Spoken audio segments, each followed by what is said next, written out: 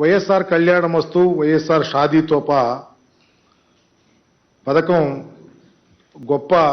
మన రాష్ట్రంలో ప్రెస్టీజియస్ పథకంగా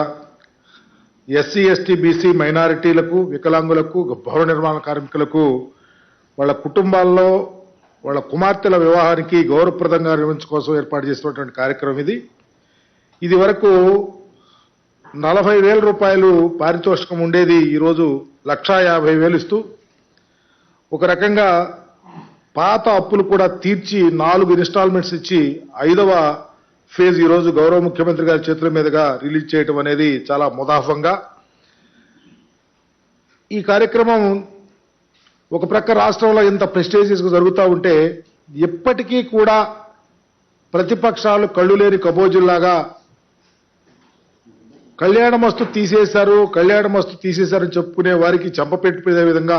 5వ ఫేజ్ రిలీజ్ చేయటం అనేది చాలా అదృష్టంగా భావిస్తూ దీనివల్ల ఈ రాష్ట్రంలో ఉన్నటువంటి పేద ప్రజల యొక్క కుటుంబాల కుమార్తెల వివాహం ధైర్యంగా చేసుకోవటానికి ముఖ్యమంత్రి గారు తీసుకున్న మహోన్నత కార్యక్రమం భావిస్తూ ఒక విషయం, ఈ మధ్య బెంగళూరులో దక్షిణాది రాష్ట్రాల సమావేశం జరిగిన సోషల్ జస్టిస్ మీద తమరు తీసుకున్నటువంటి ఈ చదువుల విప్లవానికి తోడు, ఎందుకంటే కళ్యాణమస్తు కూడా చదువుతో లింక్ అయి ఉంది. 10వ తరగతి పాస్ అయినటువంటి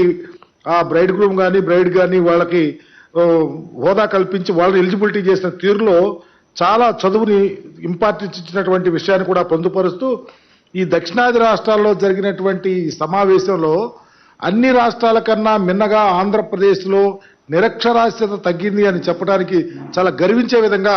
ప్రతి ఒక్క రాష్ట్రం వాళ్ళు మన రాష్ట్రాన్ని పోయిన తీరు చూస్తూ ఉంటే మీరు చేస్తున్నటువంటి ఈ గొప్ప విప్లవం, అమ్మఒడి కానీ విద్యా దీవెన కానీ వసతి దీవెన కానీ లేకపోతే ఈరోజు కళ్యాణమస్తు వాళ్ళకి ఎలిజిబిలిటీ ప్రయారిటీ ఇవ్వటం కానీ ఈరోజు సామాజిక విప్లవానికి తెరదీసినటువంటి ముఖ్యమంత్రిగా ఈ రాష్ట్రంలో ఉన్న ప్రజానీకం గమనించాలని మీ ద్వారా కోరుకుంటూ